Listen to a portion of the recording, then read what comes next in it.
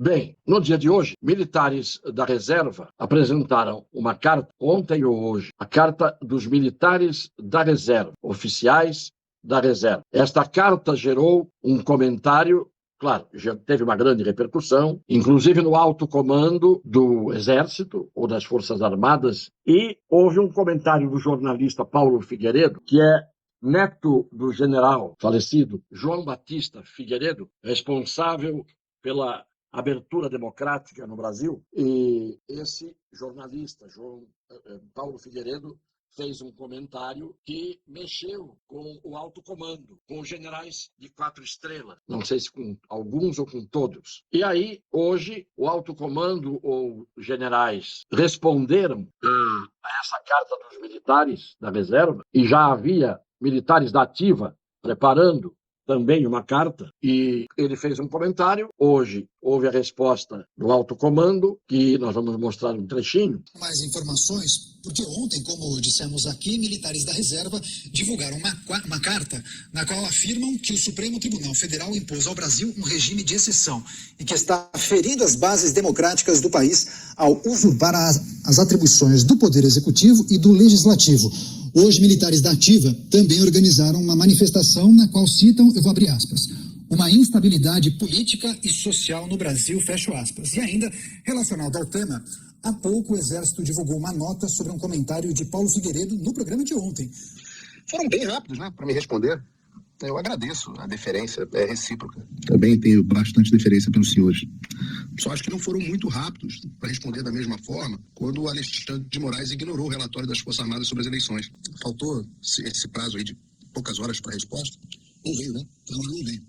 Só estão sendo muito rápidos em responder às centenas de milhares de brasileiros que estão nas portas dos seus quartéis há 29 dias, debaixo de frio, debaixo de chuva. Por que eu mereço uma resposta mais rápida do que eles? Porque eu desnudei o que acontece por trás das cortinas? Com essas poucas palavras desse noticiário e do Paulo Figueiredo, dá para se entender, desde logo, que o Paulo Figueiredo colocou o dedo na ferida. Ele falou com todas as letras nomes de generais do alto comando que teriam um viés meio fora do alinhamento habitual das Forças Armadas. Esses militares da reserva são cidadãos brasileiros, fizeram uma carta. E nesta carta eles estão dizendo com todas as letras aquilo que todos os brasileiros que sabem ler e escrever e raciocinam já viram, já sabem, que o Supremo Tribunal Federal está usurpando o poder de outros poderes e estabeleceu um regime de exceção no Brasil. Pela primeira vez, uma fatia das Forças Armadas, por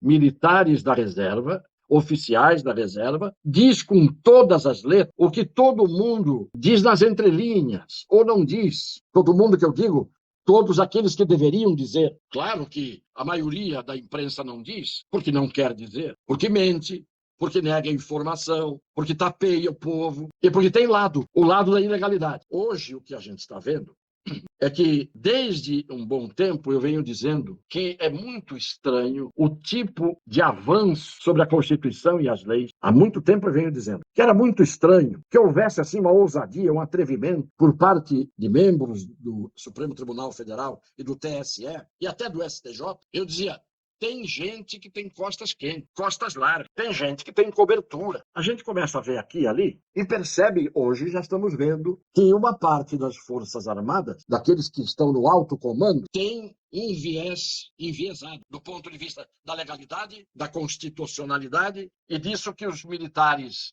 da reserva disseram. Supremo estabelecendo um regime de exceção, Supremo usurpando poderes, os outros poderes. Então, é evidente que uma parte das Forças Armadas dizia, façam o que quiserem, que nós não vamos nos meter. E o que significa nós não vamos nos meter? Não significa dizer, nós não vamos dar o golpe, nós não vamos colocar os tanques na rua. Não era isso, não. Nós não vamos nos meter significa, nós não vamos fazer cumprir a nossa missão constitucional, qual seja a de defender os poderes, a soberania dos poderes, a independência dos poderes e a defesa da lei e da ordem. Não se trata de golpe, trata-se de cada um cumprir a sua missão constitucional. Como o Supremo saiu da sua missão constitucional, como o legislativo, que é o principal poder, porque é aquele que representa o povo por eleição direta, poder delegado pelo povo, como o legislativo, com bananas, como Rodrigo Pacheco, como Rodrigo Lira, como senadores da República, como deputados federais, guardadas as exceções, nobres, dignas, como esse bando de gente só pensa em si e nos seus interesses, é evidente que o desregramento está aí. O descumprimento da lei, Constituição é a lei maior, gera a desordem, porque quando um povo fica diante dos quartéis durante um mês, o povo não está pedindo golpe, o povo está pedindo o cumprimento da Constituição. E o alto comando, os generais estão surdos. São os generais de solenidades, de farda engomada, com medalhas no peito, que, como regra, não são de bravura. Claro que há generais reformados e não reformados, da reserva ou não da reserva, que estão, evidentemente, preocupados, indignados com este tipo de força bruta que uma caneta de um ministro pode ter, mas não é ela. É uma parte das Forças Armadas que diz, vão, leves e soltos. E é uma grande parte do empresariado, porque essas coisas ninguém diz. Qual foi esse evento que aconteceu no Guarujá, no domingo, em que cercaram o Hotel Casagrande, o resort, como se fosse um campo de concentração dos mais protegidos, porque lá dentro estavam o tal ministro do TSE, o Luiz Felipe Salomão, estava lá dentro, o Benedito Gonçalves, já falamos aqui nele várias vezes, corregedor do TSE. Estava lá dentro o senhor Luiz Roberto Barroso, que estava em Nova York, dizendo aos manés que os manés perderam. Estava o senhor Lewandowski, estava o senhor Geraldo Alckmin, estava a dona Fátima Bezerra, governadora do PT. Estava um grupo de empresários, entre eles os irmãos Batista, Joesley e não sei o que Batista, que eram da JBS, e agora são da JIF. Estava o senhor André Esteves, do banco BTG. O senhor André Esteves foi acusado e preso na Lava Jato por dar propinas para obstruir a apuração da Lava Jato. Estavam eles lá, todos esses, toda essa putrefata salada de fruta. Um grupo de empresários poderosos, como estavam em Nova York, levados pela líder do senhor João Dória, estavam no Guarujá, levados pelo grupo Esfera do senhor João Camargo, que agora assumiu a direção da CNN Brasil, e colocou como CEO do grupo Esfera, poderoso, que chama ministros, corregedores, governadores,